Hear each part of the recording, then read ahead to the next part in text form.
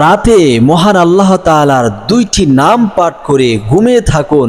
আল্লাহ পাক রব্বুল আলামিন আপনাকে এত কিছু দান করবেন। আল্লাহ পাক রব্বুল আলামিন আপনাকে ধন সম্পদ, অর্থ কড়ি, টাকা পয়সা যা কিছু প্রয়োজন আল্লাহ তাআলা আপনাকে তাই দিবে। শুধুমাত্র রাতের বেলা ঘুমিয়ে থাকবেন দুইটি নাম উচ্চারণ করে। ওই নামের উসিলায় আল্লাহ তাআলা আপনাকে এমন দেওয়া দিবেন, এমন রিজিক দান করবেন, এমন আশা পূর্ণ করবেন এবং মনের প্রত্যাশাগুলো আল্লাহ তাআলা পূর্ণ করবেন, নেক তামান্নাগুলো আল্লাহ পূর্ণ করে দিবেন। শুধুমাত্র দুইটি নাম যদি পাঠ করে ঘুমিয়ে থাকতে পারেন তাহলে কখনোই রিজিকের জন্য পিছনের দিকে তাকাতে হবে না। রিজিকের অভাব আপনার ঘরে আর আসবে না, এই অভাব আপনাকে ধরা দিবে না। আল্লাহ তাআলা কুদরতিভাবে আপনাকে ইজ্জতের খানা খাওয়াবে, কুদরতিভাবে সম্মানের খানা খাওয়াবে। আপনি নিজেও বুঝতে পারবেন না কেন এগুলো হচ্ছে আপনার সাথে। এই ভালো ভালো কাজ, ভালো ভালো সুসংবাদ একের পর এক আপনার ঘরে আসতেই থাকবে, আপনার কাছে আসতেই থাকবে। হয়তো আপনাকে সুসংবাদ দিবে, অর্জন করবেন, নয়তো আপনার স্ত্রী, নয়তো আপনার স্বামী, নয়তো আপনার সন্তানাদির দ্বারা আপনি সুসংবাদ পাবেন। এত খুশি হবেন। মাত্র রাতের বেলা ঘুমানোর পূর্বে দুইটি নাম আপনি পাঠ করে ঘুমিয়ে যান। আল্লাহ তাআলা কখনো আপনার ঘরের মধ্যে অশান্তি দিবে না। ঘরের মধ্যে যদি অশান্তি থাকে তাহলে লক্ষ কোটি টাকা অর্জন করলেও আপনি ঘরে শান্তি পাবেন না। ঘরের শান্তি হচ্ছে আল্লাহর এক বিশেষ রহমত। এই ঘরের মধ্যে, যাদের ঘরের মধ্যে শান্তি নাই তারাই বুঝে শান্তি কি জিনিস আর অশান্তি কি জিনিস। যাদের ঘরের মধ্যে শান্তি আছে আল্লাহ তারা দুনিয়াতেই যেন কেমন জান্নাতে আছে।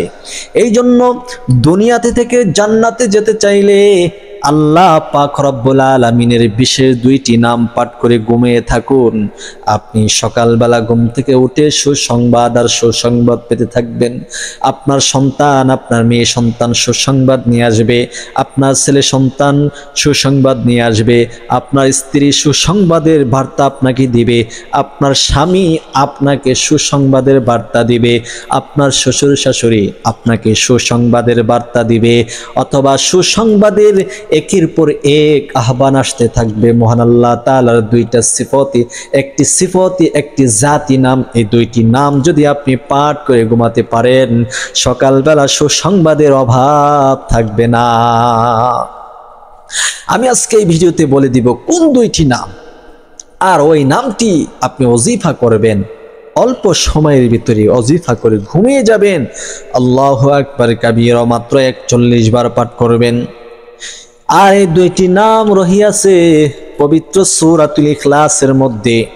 এই পবিত্র সূরাতুল ইখলাস এমনই একটি সূরা, এই সূরার আমল যারা করেছে তারাই ধনী হয়েছে, তারাই সুসংবাদ পেয়েছে। আল্লাহু আকবার। এই সূরার আমল যারা করে, সূরাকে যারা ভালোবাসে, আল্লাহর নবী সাল্লাল্লাহু আলাইহি ওয়াসাল্লাম তাদের জন্য জান্নাতের সার্টিফিকেট দিয়ে দেন, অর্থাৎ জান্নাত তাদের জন্য ওয়াজিব হয়ে যায় এই সূরাকে ভালোবাসার কারণে, এই সূরাকে মুহাব্বত করার কারণে। একজন ব্যক্তি আল্লাহর নবী সাল্লাল্লাহু আলাইহি ওয়াসাল্লামের জামানায় যখন যুদ্ধ হতো, আল্লাহর রাসূল সাহাবায়ে কেরামদেরকে ওই যুদ্ধ করার জন্য দল গঠন করে করে বিভিন্ন স্থানে পাঠাইতেন। এমনি করে একটি দল গঠন করে পাঠাইছেন, দল গঠন করে একজন দলের আমির নিযুক্ত করে পাঠাইছেন। ওই সাহাবী যুদ্ধ করার পরে যখন সমস্ত সাহাবীদেরকে নামাজ আদায় করতেন, আর যিনি আমির তিনি নামাজ আদায় করতেন, প্রতি 2 রাকাত নামাজের মধ্যে দ্বিতীয় রাকাতে সূরাতুল ইখলাস পাঠ করে, প্রতি রাকাতে প্রত্যেকবারই যখন নামাজ পড়ে দ্বিতীয় রাকাতে সূরাতুল ইখলাস পাঠ করে। পেছনে সাহাবায়ে কেরাম আশ্চর্যান্বিত হয়ে গেলেন। ইমাম সাহেবকে বলতে লাগলেন, ইমাম সাহেব আমরা ফলো করছি, এখানে যতদিন আসলাম এর ভিতরে আপনি প্রতি 2 রাকাত নামাজের মধ্যে দ্বিতীয় রাকাতে সূরাতুল ইখলাস পড়েন কেন, বাকি অন্য সূরা কেন পড়েন না? কিন্তু সাহাবী অন্য কোনো লোকের কথা শুনলেন না, পিছনের মুসল্লিদের কথা শুনলেন না, উনি ওনার কাজ করতেছেন। প্রতি 2 রাকাত নামাজের দ্বিতীয় রাকাতের মধ্যে সূরাতুল ইখলাস পড়েন। মুসল্লিরা বিরক্ত হয়ে বললেন, আমরা আপনার ব্যাপারে নালিশ করব আল্লাহ রসুলের দরবারে। যুদ্ধ যখন শেষ হবে, আমরা যখন ফিরে যাব, আমরা নালিশ করব আপনার ব্যাপারে। তখন যুদ্ধর কার্যক্রম যখন শেষ, তখন সাহাবায়ে কেরাম যখন আল্লাহ রসুলের দরবারে চলে আসলেন, সমস্ত সাহাবী এসে নবীজির দরবারে এসে বলতে লাগলো, ইয়া রাসূলুল্লাহ, ইয়া হাবিবাল্লাহ, নবী গো, আপনার এই সাহাবী প্রতি 2 রাকাত নামাজের মধ্যে দ্বিতীয় রাকাতে সূরাতুল ইখলাস পড়ে, আমরা তাকে বারণ করলাম, নিষেধ করলাম, তারপরও মানল না। নবী গো, তাকে আমরা এতবার নিষেধ করার পরও সে সূরাতুল ইখলাস দ্বিতীয় রাকাতে পড়ে প্রতি নামাজেই কেন পড়ে, আপনি জিজ্ঞেস করেন। নবীজি সাল্লাল্লাহু আলাইহি ওয়াসাল্লাম ওই সাহাবীকে ডাক দিয়ে বললেন, কি ব্যাপার? তারা যা বলেছে, তারা আমার কাছে যা নালিশ করেছে তা কি সত্য? ওই সাহাবী বললেন, ইয়া রাসূলুল্লাহ, ইয়া হাবিবাল্লাহ, একদম সত্য কথা।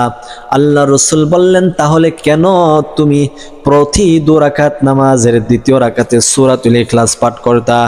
সাহাবী বললেন, ইয়া রাসূলুল্লাহ, ইয়া হাবিবাল্লাহ, নবী গো, এই সূরাকে আমি মহাব্বত করি, ভালোবাসি। এই সূরা আমি তিলাওয়াত করতে আমার অনেক পছন্দ হয়, ভালো লাগে। এই সূরাকে আমি ভালোবাসি। আল্লাহর নবীজি ওই সাহাবীকে বললেন, সাহাবী, তুমি কি সত্য কথা বলেছো? সাহাবী বললেন, ইয়া রাসূলুল্লাহ, ইয়া হাবিবাল্লাহ, নবী গো, একদম সত্য কথা বলেছি। আল্লাহ রসুল বলেন, তুমি কি অন্তর থেকে বলেছ? সাহাবী বলেন, আল্লাহর নবী গো, অন্তর থেকে বলেছি। আল্লাহর নবী ওই সমস্ত সাহাবীদেরকে ডাক দিয়ে বলেন, ওই সাহাবীরা, তোমরা শোনো শোনো শোনো, এই সূরাতুল ইখলাস এমনই একটি সূরা, এই সূরাকে যারা মনে প্রাণে দিল থেকে ভালোবাসবে, মহাব্বত করবে, এই মহাব্বত করার কারণে, এই সূরা ইখলাসকে ভালোবাসার কারণে আমার আল্লাহ তাকে জান্নাত দিবেন। সুবহানাল্লাহ। তো এমন একটি সূরার মধ্যে মহান আল্লাহ তাআলার 2টি নাম আছে, যে 2টি নাম যদি আপনি পাঠ করে রাতে ঘুমিয়ে থাকেন, সকাল বেলায় একের পর এক সুসংবাদ আপনার কাছে আসতেই থাকবে, আসতেই থাকবে। আর সেই 2টি নাম হচ্ছে পবিত্র সূরাতুল ইখলাসের দ্বিতীয় আয়াতের মধ্যে প্রথম আয়াত হচ্ছে কুল হুয়াল্লাহু আহাদ, দ্বিতীয় আয়াত হচ্ছে আল্লাহুস সামাদ। আল্লাহ তাআলার জাতি নাম, হুস সামাদ আল্লাহ তাআলার সিফতি নাম। আল্লাহুস সামাদ, এই 2টি নামের ওজিফা আপনি একসাথে 41 বার পাঠ করবেন। যখনই আমলটি করবেন, আপনি কিভাবে আমলটি করবেন আমি বলে দিচ্ছি। এখনো যারা আমাদের এই ছোট্ট চ্যানেলটিকে সাবস্ক্রাইব করেননি, দয়া করে সকলেই চ্যানেলটিকে সাবস্ক্রাইব করুন এবং ভিডিওটি শেয়ার করে সর্বোচ্চ প্রচার করুন, কারণ আপনার একটা শেয়ারের মাধ্যমে অসংখ্য মানুষের উপকার হতে পারে। তাই আপনারা ভিডিওটি শেয়ার করুন। আপনি যখন রাতের বেলা ঘুমাতে যাবেন, তখন নিজেকে পবিত্র করে নেবেন, পবিত্রতা অর্জন করে নেবেন, ভালোভাবে পাক সাফ হয়ে যাবেন। অপবিত্র অবস্থায় আপনি ঘুমাতে যাবেন না। এই আমলটি করার সময় আপনি ওযু করবেন সুন্দর মতে, ইখলাস সহি করে নেবেন, ইখলাসের সহিত নিয়তটাকে সহি করে নেবেন।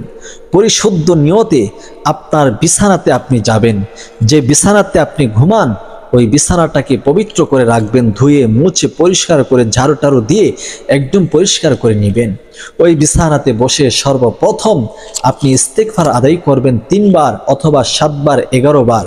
কোন ইস্তেগফার পড়বেন? যে কোনো ইস্তেগফার আপনি পাঠ করতে পারেন। আমি একটি ইস্তেগফারের কথা বলে দিচ্ছি, পারলে সেটিও পড়েন। আস্তাগফিরুল্লাহ রাব্বি মিন কুল্লি যামবি ওয়া আতুবু ইলাইহি, আস্তাগফিরুল্লাহ রাব্বি মিন কুল্লি যামবি ওয়া আতুবু ইলাইহি, আস্তাগফিরুল্লাহ রাব্বি মিন কুল্লি যামবি ওয়া আতুবু ইলাইহি। এই ইস্তেগফার 3 বার, 7 বার অথবা 11 বার পাঠ করে নিতে পারেন। তারপরে প্রিয় নবীজি সাল্লাল্লাহু আলাইহি ওয়াসাল্লামের শানে আপনি দুরূদ শরীফ পাঠ করবেন। পরামর্শ থাকবে দুরুদে ইব্রাহিম, যেটা আমরা নামাজের মধ্যে পড়ে থাকি। আল্লাহুম্মা সাল্লি আলা মুহাম্মাদ ওয়া আলা আলি মুহাম্মাদ কামা সাল্লাইতা আলা ইব্রাহিমা ওয়া আলা আলি ইব্রাহিম ইন্নাকা হামিদুম মাজিদ। আল্লাহুম্মা বারিক আলা মুহাম্মাদ ওয়া আলা আলি মুহাম্মাদ কামা বারাকতা আলা ইব্রাহিমা ওয়া আলা আলি ইব্রাহিম ইন্নাকা হামিদুম মাজিদ। এই দুরূদটিও আপনি 3 বার 7 বার অথবা 11 বার পাঠ করে নেবেন, অথবা যে কোনো দুরূদ আপনি পড়ে নিতে পারেন।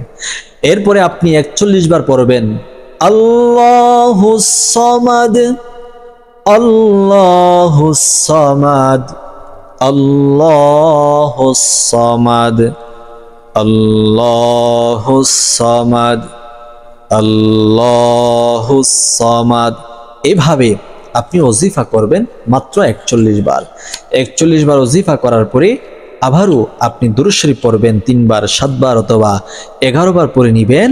আপনি প্রথমবার যতবার পড়েছেন দ্বিতীয়বার ততবার পড়ে নেবেন, যে কোনো দুরূদ পড়ে নেবেন। প্রথমবার যদি আল্লাহুম্মা সাল্লি আলা মুহাম্মাদ ওয়া আলা আলি মুহাম্মাদ কামা সাল্লাইতা আলা ইব্রাহিম ওয়া আলা আলি ইব্রাহিম ইন্নাকা হামিদুম মাজিদ। আল্লাহুম্মা বারিক আলা মুহাম্মাদ ওয়া আলা আলি মুহাম্মাদ কামা বারাকতা আলা ইব্রাহিম ওয়া আলা আলি ইব্রাহিম ইন্নাকা হামিদুম মাজিদ পাঠ করে থাকেন, তাহলে শেষেও আপনি এই দুরূদটি পড়ার চেষ্টা করবেন। প্রিয় সম্মানিত মা ও বোনেরা, ভাই ব্রাদার, যারা আপনারা দেখছেন এভাবে আমলটি করবেন। এরপরে আপনি দোয়া করবেন আল্লাহর কাছে, আপনার কি প্রয়োজন আছে, কি সুসংবাদ আপনার দরকার, আপনি আল্লাহর কাছে বলবেন। ঋণ থেকে উদ্ধার হওয়ার জন্য, ধনী হওয়ার জন্য, নতুন একটি বিল্ডিং নির্মাণ করবেন, সকল টাকা পয়সার জন্য আল্লাহ তাআলা ব্যবস্থা করে দেয়। পারিবারিক দ্বন্দ্ব কলহ মুক্ত হতে, ঝগড়াঝাটি ইত্যাদি থেকে বিরত হতে আপনি যা প্রয়োজন আল্লাহর কাছে বলবেন দোয়ার মাধ্যমে। এরপর ডান কাত হয়ে ঘুমের দোয়া পড়ে আপনি ঘুমিয়ে থাকবেন। ইনশাআল্লাহ এভাবে আমলটি করতে থাকুন, আল্লাহ তাআলা আপনাকে সুসংবাদ দান করবে। কোনো কিছুর অভাব থাকবে না, রিজিকের অভাব থাকবে না, দুর্ঘটনা থাকবে না, ঋণ থাকবে না, মুসিবত থাকবে না, টেনশন থাকবে না। আল্লাহ তাআলা সকল কিছু থেকে আপনাকে হেফাজত করবে। সবাইকে যেন সহি নিয়তে আমলটি করার তৌফিক দান করেন। আর যারা আমলটি করতে চাচ্ছেন সকলেই 3 বার আমিন লিখবেন, আমি আপনার নামের উপর দোয়া করে দিব। বিশেষ করে চ্যানেলটিকে সাবস্ক্রাইব করে ভিডিওটি শেয়ার করে দিবেন, আমি আপনাদের জন্য দোয়া করব। আসসালামু আলাইকুম ওয়া রাহমাতুল্লাহি ওয়া বারাকাতুহু।